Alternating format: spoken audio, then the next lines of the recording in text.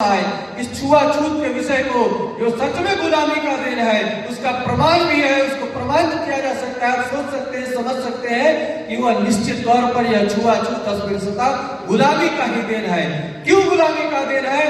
तो जिस देश में भगवान श्री राम निषाद को गले लगाते हो, जिस देश में भगवान श्री राम सबरी के जूठे बैर खाते हो, जिस देश में रामानुजाचार्य जैसे संत पैदा लेते हो, जिस देश में रविदास जैसे संत पैदा लेते हो, जिस देश में रविदास की शिष्या मीराबाई होती हो, वहां छुआछूत कहां से?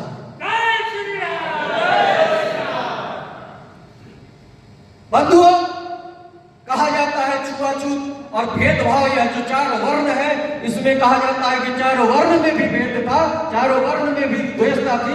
उसको भी हम प्रमाणित कर सकते हैं कि बिल्कुल ऐसा नहीं था। चार वर्ण इकट्ठा होकर एक ही पिता का चार पुत्र अगर चार तरह का कार्य करता हो तो वह चार वर्ण का होता था। वर्ण के जन्म के आधार से नहीं, कर्म के आधार से होता था। और आप उसको प्रमाणित करते हुए देखिएगा तो जहां भगवान राम साधु संतों के पूजा पाठ में विघ्न डालने वाले तारका का वध करते हो, जहां सैकड़ों बार ब्राह्मणों पर आ रहे आपत्ति के लिए क्षत्रियों का तलवार लहराता हो, खून की नदियां बहा दी जाती हो, जहां क्षत्रियों के लिए राजा पेशवा बाजीराव, जहां राजा छत्रसाल के राज्य पर जब आक्रमण होता है, मुगल सेना जब आक्रमण करती है तो भोजन की थाली को छोड़कर पेशवा बाजीराव आगे बढ़ते हैं और राजा छत्रसाल के सामने जो सेना खड़ी थी उसको मार कर खदेड़ कर भगा देते हैं और राजा छत्रसाल के राज्य की रक्षा करते हैं। जहां महाराणा प्रताप की लड़ाई में भामाशाह इतना धन दान देते हैं कि 12 वर्षों तक महाराणा प्रताप लड़ सकते थे, अपने जीवन का सर्वस्व धन दान कर देते हो।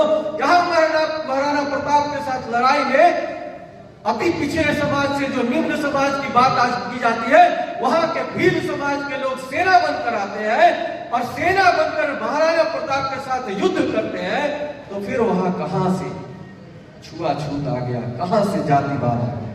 यह विचार करने की बात है। निश्चित तौर पर यह गुलामी का देन है और इसको मिटाने के लिए विश्व हिंदू परिषद अग्रसर है।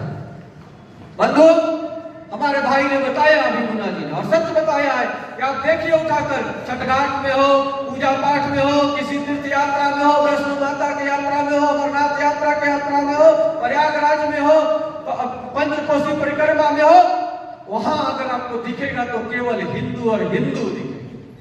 ना ही वहां कोई क्षत्रिय दिखेगा, ना ही वहां कोई वैश्य दिखेगा, ना ही वहां कोई शूद्र दिखेगा, ना ही वहां कोई ब्राह्मण दिखेगा, नहीं वहां कोई पासवान दिखेगा। दिखेगा तो केवल हिंदू और हिंदू दिखे। समस्याएं है तो समस्या को खड़ा कौन कर रहा है? इस गांव में अगर जातिवाद की बात करें तो इस गांव और गलियों में जातिवाद पैदा किया जा रहा है और